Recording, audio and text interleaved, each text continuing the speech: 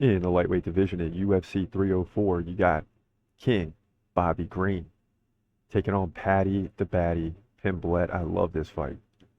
Bobby Green 32 and 15, Pimblett 21 and 3. Ridiculous. Both guys 5'10. Bobby Green's 37 now. Paddy Pimblett getting better every time. He's only 29. Right? He's not even 30 years old yet. That's crazy. Paddy Pimblett 2-inch reach advantage. Both guys stand right-handed. Bobby Green 6.5 significant strikes per minute. That's really good. But Paddy 5.1. So Green a little more active, right? Green actually lands more takedowns as well. Both guys right about one takedown per 3 rounds. So it's going to be an interesting matchup, right? Because of the experience of Bobby Green. He's got a 74% takedown defense. He beat Jim Miller by decision. Lost to Jalen Turner, right? The Tarantula. Very good fighter. Beat Grant Dawson and Tony Ferguson. So this is going to be interesting. Now the baddie hasn't lost. 5-0 in the UFC. Most recently against Jordan Levitt, Jared Gordon, and Tony Ferguson. So let's just focus on Tony Ferguson. Paddy Pimblett, 106 to 62 in significant strikes, 1 takedown. So we upped him by 42 significant strikes. Bobby Green, right? Flip back to that, 137 to 54.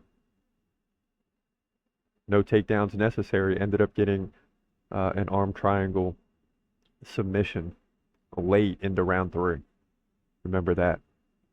So, so the question here is, okay, you got the experience with Bobby Green. They're both active. They both get a takedown here and there, right?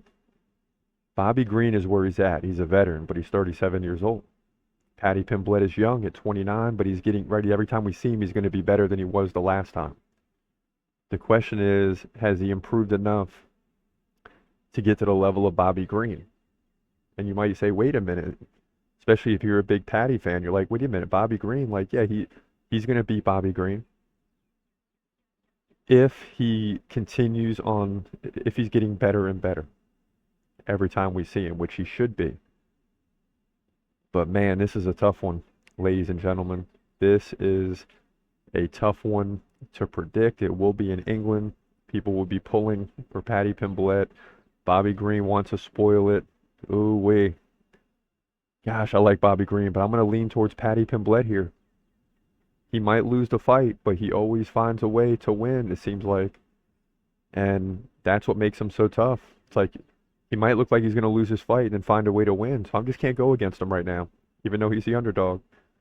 That was tripping me up a little bit, but I think Paddy Pimblett wins his fight barely to move to 22 and 3. When I say barely, he might be down in significant strikes. He might avoid a couple submission attempts.